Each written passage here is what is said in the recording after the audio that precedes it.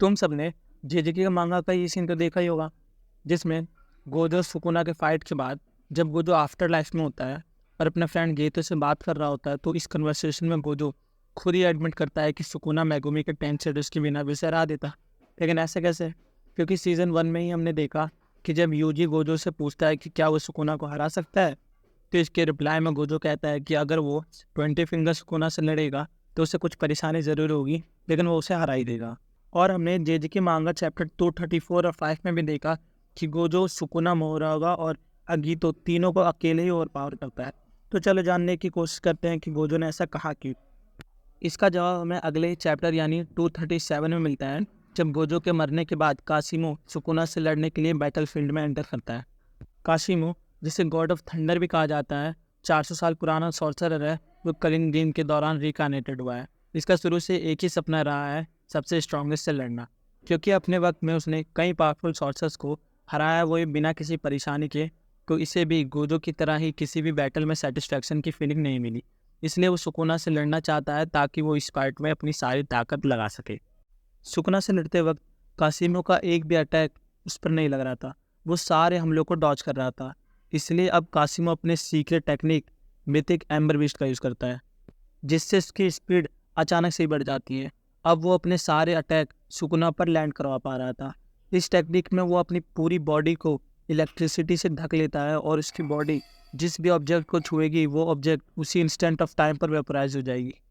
इसे देखकर कुछ टाइम के लिए सुकुना भी चौंक जाता है। ये एक ऐसी टेक्निक थी जिससे कासिमो सिर्फ एक ही बार यूज कर सकता था। और क्योंकि सुकुना गोजो से लड़ने के बाद बहुत ज़्यादा थक चुका था और उसकी कर्स एनर्जी भी बहुत कम हो चुकी थी, इसलिए वो रिवर्स कर्स टेक्निक का भी यूज नहीं कर सकता था। तो अब सोचो कि सुकुना करेगा क्या। अब देखो, अगर तुमने जेज के देखा है तो तुम्हें तो पता ही होगा कि सॉर्सर्स अपने चोट को हील करने के लिए रिवर्स कर्स टेक्निक का यूज़ करते हैं। लेकिन जेज के सीरीज़ में इसके अलावा भी एक और टेक्निक है जिसे हीलिंग के लिए यूज़ किया जाता है। बस इसमें अंतर इतना है कि इसे बस सुकुना यूज़ कर सकता है, वो भी सिर्फ एक बार। अब इसी टेक्निक जिसका नाम है रिज्यूम ट्रांसफॉर्मेशन का यूज़ करके सुकुना अपने ओजी यानी ओरिजिनल फॉर्म में वापस आ जाता है, यानी वही 4 हाथ और 2 फेस वाला सुकुना। ये कुछ ऐसा था कि मानो उसे कुछ हुआ ही ना हो। और कासिम उसे देख के कहता है, ब्यूटीफुल।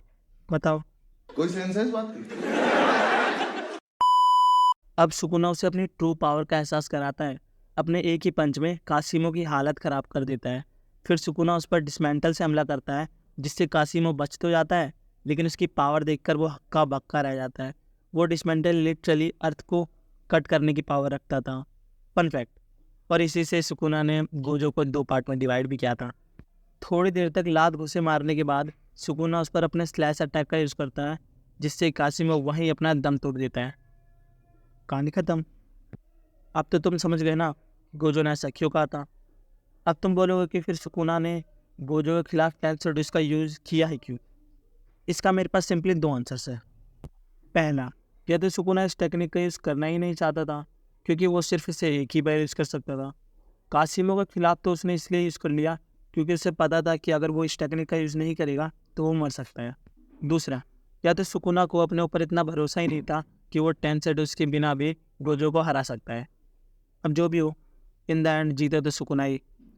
तुम अपनी राय मुझे कमेंट्स में बताना। तब तक के लिए सी या।